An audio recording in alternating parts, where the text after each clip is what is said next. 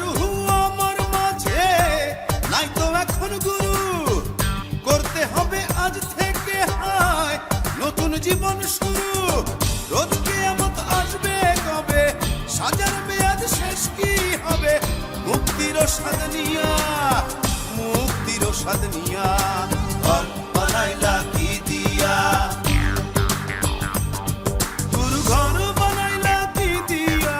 দরজা জানলা কিছু নাই, কেমনে তোমায় দেখতে পাই, গুরু ঘর বানাইলা কি দিয়া, গুরু ঘর বানাইলা কি দিয়া, দরজা জানলা কিছু নাই, কেমনে তোমায় দেখতে পাই, গুরু ঘর বানাইলা কি দিয়া,